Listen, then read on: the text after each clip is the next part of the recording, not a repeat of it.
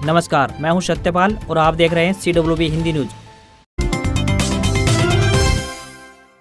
दीपावली पर रंग में भंग डालने निकला साइक्लोन शीतरंग। 23 अक्टूबर से कई राज्यों में होगी भारी बारिश, अलर्ट हुआ जारी। देश के कई राज्यों में मानसून की वापसी के चलते लोगों को भारी परेशानी का सामना करना पड़ा। हालांकि अभी हालात सुधर ही रहे थे कि अब एक और संकट सामने आ खड़ा हुआ है। इस संकट का नाम शीतरंग रखा गया है। यह नाम थाईलैंड ने दिया है। दरअसल शीतरंग एक चक्रवाती तूफान होगा, जिसके लिए बंगाल की खाड़ी में एक साइक्लोनिक प्रेशर बन रहा है। जल्द ही यह प्रेशर एक शक्तिशाली तूफान में तब्दील हो सकता है। ऐसा हुआ तो यह तूफान 23 अक्टूबर को तट से टकराकर आगे बढ़ेगा। ऐसा हुआ तो कई राज्यों में दीपावली का त्योहार फीका पड़ सकता है, क्योंकि यह त्योहार 24 अक्टूबर को है। मीडिया रिपोर्ट्स के मुताबिक बंगाल की खाड़ी में बन रहा लो प्रेशर एरिया चक्रवाती तूफान में बदल रहा है। आशंका है कि 23 अक्टूबर को यह तूफान तट से टकरा सकता है। इससे उड़ीसा समेत आसपास के कई राज्यों में भारी बारिश होगी। यह तूफान जिन राज्यों से होकर गुजरेगा वहां भारी तबाही मचा सकता है, ऐसी आशंका है। 25 अक्टूबर को ओडिशा को पार करके पश्चिम बंगाल और बांग्लादेश के तट से टकराएगा। इस दौरान भारी बारिश की संभावना है। मौसम वैज्ञानिक इस तूफान पर नजर बनाए हुए हैं। विशेषकर उड़ीसा के 7 जिलों के लिए अभी से अलर्ट जारी कर दिया गया है।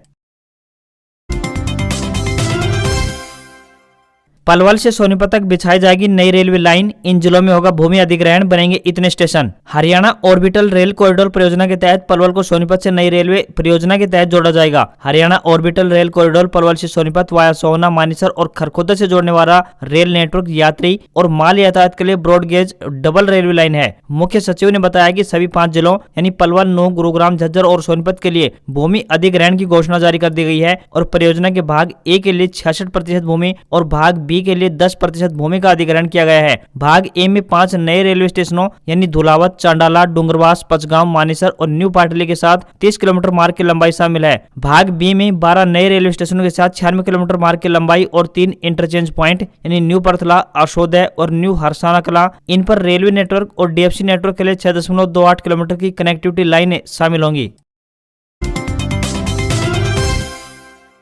हरियाणा को मिलेगी 750 बेड के एम्स की सौगात। शिलान्यास के लिए सीएम ने पीएम मोदी से मांगा समय। प्रधानमंत्री स्वास्थ्य सेवा योजना डिवीजन की टीम ने माजरा में 189 एकड़ जमीन का कब्जा ले लिया है। जमीन के चारों ओर घूमकर इसका निरीक्षण करने के बाद पटवारी के रोजनामचा में यह जमीन एम्स की हो गई है। जमीन पर विधिवत रूप से एम्स का कब्जा होने के बाद इसके जल्द शिलान्यास के लिए तैयारी की जाने लगी है। सीएम मनोहर लाल खट्टर और केंद्रीय मंत्री राव इंद्रजीत सिंह दोनों ने ही पीएम से रेवाड़ी आकर एम्स का शिलान्यास करने का आग्रह किया है। सीएम और राव दोनों जल्द ही एम्स का शिलान्यास करवाना चाहते हैं। राव इंद्रजीत सिंह ने करीब 1 महीने पहले ही पीएमओ से संपर्क साधकर एम्स के शिलान्यास के लिए पीएम से समय मांगने के प्रयास शुरू कर दिए थे। अब सीएम की ओर से पीएमओ से इसके लिए संपर्क साधा गया है, जिससे साफ हो गया है कि पीएम मोदी जल्द ही तीसरी बार रेवाड़ी आ सकते हैं। माजरा में प्रस्तावित अखिल एम्स में 750 बिस्तर होंगे। इसमें मेडिकल कॉलेज, नर्सिंग कॉलेज सहित ICU स्पेशलिस्ट व सुपर स्पेशलिस्ट सहित करीब 1500 व्यक्तियों का प्रतिदिन OPD में देखने की सुविधाएं होंगी। इसके अलावा प्राइवेट वार्ड, ट्रामा बेड व आयुष बेड की सुविधाएं भी अलग से होंगी।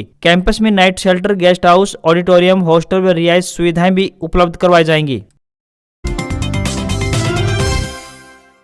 27 अक्टूबर को हरियाणा में गृह मंत्री अमित शाह की रैली। फरीदाबाद के सभी अधिकारियों और कर्मचारियों की छुट्टियां हुई रद्द। आगामी 27 अक्टूबर को देश के केंद्रीय गृह मंत्री अमित शाह सेक्टर 12 में जन उत्थान रैली करेंगे। रैली के लिए तिगांव के विधायक राजेश नागर ने कार्यकर्ताओं को जिम्मेदारी सौंपी है। वहीं फरीदाबाद के DC विक्रम सिंह ने वीरवार को कैंप कार्यालय में बैठक आयोजित की। DC ने अधिकारियों को दिशा निर्देश जारी किए हैं, जिसमें अधिकारी को जहाँ दायित्व सौंपा है वह निर्धारित समय में पूरा करना सुनिश्चित करें। उन्होंने कहा कि गृह मंत्री के आगमन को लेकर सरकार ने जो गाइडलाइन जारी की है उनके अनुरूप सभी जिला विभागों के अधिकारियों और कर्मचारियों की 20 अक्टूबर से 30 अक्टूबर तक छुट्टियां रद्द कर दी गई है। तमाम अधिकारी व कर्मचारी अपनी ड्यूटी पर मौजूद व मुस्तैद रहे। प्रदेश के मुखिया मनोहर लाल भी भाजपा के आला नेताओं के साथ बैठक की तैयारियों का जायजा ले चुके हैं और रैली को ऐतिहासिक बनाने के लिए अपने आवश्यक दिशा निर्देश जारी कर चुके हैं।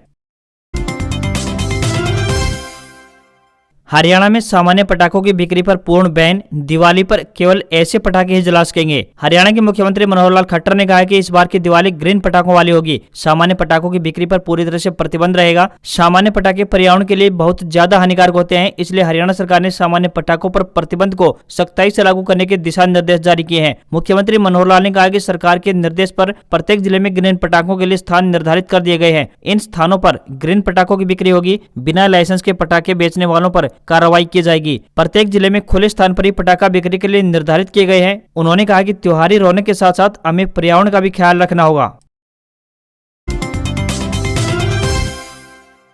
अंबाला से शामली तक बनेगा 121 किलोमीटर लंबा ग्रीनफील्ड हाईवे। इन जिलों की भूमि का होगा अधिग्रहण। हरियाणा के अंबाला से यूपी के शामली तक 121 किलोमीटर लंबा ग्रीनफील्ड हाईवे बनाया जाएगा। यह हाईवे हरियाणा के करनाल, यमुनानगर, कुरुक्षेत्र और अंबाला से सटे इलाकों से गुजरते हुए शामली तक जाएगा। यह हाईवे हरियाणा के करनाल, यमुनानगर, कुरुक्षेत्र और अंबाला से सटे इलाकों से गुजरते हुए शामली तक जाएगा। हरियाणा के मुख्य सचिव संजीव कौशल ने अधिकारियों को अंबाला शामली राजमार्ग निर्माण के लिए भूमि अधिग्रहण के लिए भूमि मालिकों को लंबित भुगतान जल्द से जल्द वितरित करने के निर्देश जारी किए हैं। बनने वाला 6 लेन का greenfield highway Ludhiana Bareilly corridor का हिस्सा है, जो शामली के पास दिल्ली सहारनपुर देहरादून एक्सप्रेसवे से जुड़ रहा है और हरियाणा में अंबाला के पास साधोपुर पर समाप्त होता है। इस राजमार्ग का प्रमुख क्षेत्र कृषि भूमि से होकर गुजरता है।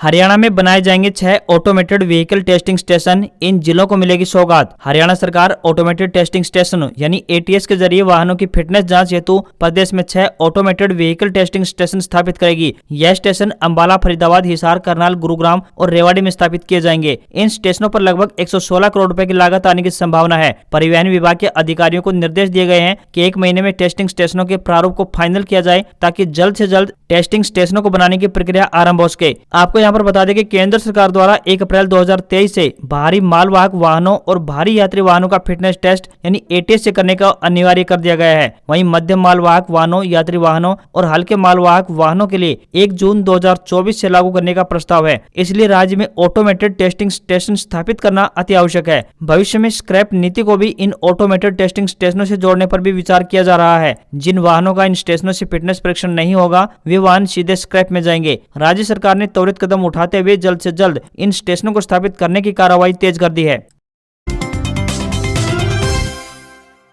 अजय चौटाला सहित सजा पा चुके पूर्व विधायकों से हरियाणा हाईकोर्ट ने पूछा, क्यों न आपकी पेंशन रोक दी जाए। पंजाब एंड हरियाणा हाईकोर्ट ने हरियाणा के 4 पूर्व विधायकों को कोर्ट द्वारा सजा सुनाने के बाद भी पेंशन लेने के खिलाफ दायर याचिका पर सुनवाई 1 मार्च तक स्थगित कर दी है। इस मामले में हाईकोर्ट ने पूर्व मुख्यमंत्री ओम प्रकाश चौटाला, पूर्व विधानसभा अध्यक्ष सतवीर सिंह कादियान, पूर्व विधायक अजय चौटाला और शेर सिंह बड़सामी से भी पूछा हुआ है कि क्यों न उनकी पेंशन पर रोक लगा दी जाए। इनमें ओम प्रकाश चौटाला को 2,15,430 रुपए पेंशन मिल रही है। उनके पुत्र अजय चौटाला को 50,100 रुपए प्रति माह पेंशन मिल रही है और शेर सिंह बड़सामी को 50,100 रुपए प्रति माह पेंशन मिलती है। ऐसे ही सतवीर सिंह कादियान को भी पेंशन दी जा रही है। याचिका कहना है कि इन ओम प्रकाश चौटाला, अजय चौटाला और शेर सिंह बड़सामी को भ्रष्टाचार के आरोप में 16 दिसंबर 2013 को 10 साल की सजा हो चुकी है। सतवीर कादियान को भी 26 अगस्त 2016 को 7 साल की सजा हो चुकी है। इसलिए इन्हें पेंशन मिलना गैर कानूनी है। यह जनता के पैसे का दुरुपयोग है। नेशनल हेल्थ मिशन के लिए हरियाणा को केंद्र सरकार से 2,455.39 करोड़ रुपए स्वीकृत। हरियाणा के मुख्यमंत्री मनोहर लाल खट्टर ने कहा है कि नेत्रदान महादान है। एक व्यक्ति द्वारा दान किए गए उसके नेत्र से किसी अन्य व्यक्ति की जिंदगी रोशनी से भर जाती है। इसलिए नेत्रदान के लिए लोगों को जागरूक करने हेतु विशेष अभियान चलाया जाए। साथ ही स्कूली बच्चों का वर्ष में कम से कम एक बार हेल्थ चेकअप अवश्य किया जाना चाहिए। इसके अलावा नेशनल हेल्थ मिशन द्वारा स्वास्थ्य देखभाल की दृष्टि से अमल में लाई जा रही गतिविधियों, कार्यक्रमों की जानकारी जन जन तक पहुँचाने के लिए व्यापक प्रचार प्रसार भी किया जाना चाहिए। मुख्यमंत्री देर शाम state health society NHM Haryana की 8वीं जनरल बॉडी बैठक की अध्यक्षता कर रहे थे। स्नातक की खाली सीटों पर एडमिशन के लिए 29 अक्टूबर तक करवा सकते हैं पंजीकरण। महाविद्यालयों में स्नातक के विषयों के लिए खाली सीटों को देखते हुए फिर से दाखिले की प्रक्रिया अपनाई जा रही है। उच्चतर शिक्षा निदेशालय ने पोर्टल खोलते हुए उन विद्यार्थियों को राहत दी है जो स्नातक में दाखिला लेना चाहते हैं लेकिन समय पर आवेदन नहीं कर पाए। स्नातक के प्रथम, द्वितीय और तृतीय वर्ष तीनों के लिए 29 अक्टूबर तक पोर्टल खुला रहेगा। 10 दिनों के लिए पोर्टल खोलते हुए विभाग ने दाखिलों के लिए आवेदन मांगे हैं। इच्छुक विद्यार्थियों को दाखिले के लिए प्रक्रिया पूरी करते हुए 31 अक्टूबर तक फीस जमा करवानी होगी। बता दें कि उच्चतर शिक्षा निदेशालय की तरफ से 1 अगस्त से स्नातक पाठ्यक्रमों में दाखिला प्रक्रिया आरंभ कर दी गई थी, जिसके तहत 8 अगस्त तक आवेदन प्रक्रिया चली। उसके बाद 12 अगस्त को पहली मेरिट लिस्ट व 19 अगस्त को दूसरी मेरिट लिस्ट लगाई गई। विद्यार्थियों को फीस जमा करवाने के लिए 31 अक्टूबर तक समय दिया गया है। इस दौरान स्नातक प्रथम, द्वितीय व तृतीय वर्ष के विद्यार्थी भी फीस जमा करवाकर दाखिला सुनिश्चित कर सकते हैं। दिवाली त्योहार को देखते हुए महाविद्यालय में बुधवार से दिवाली अवकाश शुरू हो गया है, जो 25 अक्टूबर तक रहेगा। हालांकि इस दौरान केवल दाखिलों से संबंधित कार्य ही होगा। इसके लिए स्टाफ सदस्यों की ड्यूटी लगाई गई है। उसके बाद 26 अक्टूबर से कॉलेज खुलेंगे। दीपावली वाले दिन नहीं हो पाएंगे खाटू श्याम जी के दर्शन, कपाट 2 दिनों तक रहेगा बंद। खाटू श्याम जी मंदिर के द्वार दीपावली के दिन बंद रहेंगे। मंदिर कमेटी ने पत्र जारी कर सूचना जारी कर दी है। मंदिर कमेटी ने सुबह से लेकर शाम 5 बजे तक मंदिर के द्वार बंद होने की जानकारी दी है। साथ ही अगले दिन भी सूर्य ग्रहण के कारण मंदिर पूर्ण रूप से बंद रहेगा। मंदिर कमेटी ने पत्र में बताया कि सोमवार को दीपावली के दिन बाबा श्याम का तिलक व श्रृंगार होने के कारण सुबह 4:30 बजे से लेकर शाम 5 बजे तक मंदिर के द्वार बंद रहेंगे। वहीं 25 अक्टूबर मंगलवार को सूर्य ग्रहण होने के कारण मंदिर के पट उक्त दिवस को भी पूर्ण रूप से बंद रहेंगे। 26 अक्टूबर शाम 5:30 बजे से मंदिर के द्वार फिर से खोले जाएंगे। मंदिर प्रशासन ने अपील की है कि श्रद्धालु दर्शन करने के लिए दिए गए समय पर ही आए। Delhi university jobs. Delhi university में आई 10वीं पास उम्मीदवारों के लिए भर्ती, अंतिम तिथि नजदीक। दिल्ली यूनिवर्सिटी के जेनेटिक डिपार्टमेंट में मल्टीटास्किंग स्टाफ के पदों पर भर्ती के लिए आवेदन मांगे गए हैं। आपको बता दें कि ये भर्तियां कॉन्ट्रैक्ट आधार पर की जाएंगी। महिला और पुरुष दोनों वर्गों के उम्मीदवार इन पदों के लिए आवेदन कर सकते हैं। इच्छुक उम्मीदवार अपने आवेदन डाक के माध्यम से भेज सकते हैं। आवेदन करने की अंतिम तिथि 27 अक्टूबर 2022 तय की गई है। इन पदों के लिए उम्मीदवार का 10वीं पास होना आवश्यक है। किसी भी वर्ग के उम्मीदवार को कोई भी आवेदन शुल्क नहीं देना होगा। न्यूनतम आयु 18 वर्ष और अधिकतम आयु सीमा के बारे में कोई जानकारी नहीं दी गई है। इन पदों के लिए उम्मीदवारों को ऑफलाइन आवेदन भेजने होंगे। उम्मीदवारों का चयन इंटरव्यू के आधार पर होगा। उम्मीदवारों से विनम्र निवेदन है कि भर्ती के लिए आवेदन करने से पहले आधिकारिक विज्ञापन जरूर देख लें। टीचर बनने का सपना देख रहे युवाओं की टूटी उम्मीदें, उम्र 30 पार तो नहीं कर पाएंगे पीजीटी के लिए आवेदन। राष्ट्रीय राजधानी दिल्ली में टीचर बनने का सपना संजोए बैठे युवाओं को दिल्ली की केजरीवाल सरकार ने बड़ा झटका दिया है। दिल्ली सरकार के शिक्षा निदेशालय ने एक परिपत्र जारी करते हुए कहा है, जिसमें पोस्ट ग्रेजुएट टीचर यानी पीजीटी पदों की बहाली के नियमों में बड़ा बदलाव किया गया है। दिल्ली सरकार के इस फैसले से लाखों युवाओं का पीजीटी बनने का सपना अधूरा रह सकता है। दिल्ली सरकार द्वारा जारी नए नियमों के अनुसार पीजीटी पदों के 19 विषयों, जिनमें हिंदी, संस्कृत, पंजाबी, गणित, भौतिकी, राजनीतिक विज्ञान, सामाजिक शास्त्र, मनोविज्ञान, जीव विज्ञान, रसायन विज्ञान, कृषि, इंग्लिश, भूगोल, इतिहास, वाणिज्य, अर्थशास्त्र, बागवानी, गणित और बंगाली शामिल हैं, के लिए आवेदन करने की उम्र सीमा 36 साल से घटाकर 30 साल निर्धारित कर दी गई है। ऐसे में जो युवा 30 साल की उम्र पार कर चुके हैं, उन्हें पीजीटी पदों पर आवेदन करने का अवसर नहीं मिलेगा। सरकार के इस आदेश ने एक झटके में घर बैठे लाखों युवाओं को बेरोजगारी के गर्त में धकेल दिया है। ऐसे में सीएम अरविंद केजरीवाल को युवाओं के भविष्य का ख्याल रखते हुए इस फैसले को वापस लेना चाहिए। सरकारी नौकरी अपडेट। भारतीय स्टेट बैंक में क्लर्क और पीओ के 1422 पदों पर निकली भर्ती। कैंडिडेट 7 नवंबर तक करें अप्लाई। भारतीय स्टेट बैंक ने क्लर्क 5008 पद और पीओ 1673 पद के लिए आवेदन प्रक्रिया पूरी करने के बाद अब देश भर में स्थित विभिन्न सर्किल में कुल 1400 से अधिक सर्किल बेस्ड ऑफिसर यानी सीबीओ की भर्ती के लिए विज्ञापन जारी किया है। आवेदन की आखिरी तारीख 7 नवंबर 2022 तय की गई है। इन पदों के लिए वही उम्मीदवार आवेदन कर सकते हैं जिन्होंने किसी भी विषय में ग्रेजुएशन डिग्री ले ली है। उम्मीदवारों की उम्र की बात करें तो 30 सितंबर 2022 को 21 वर्ष से कम और 30 वर्ष से अधिक नहीं होनी चाहिए।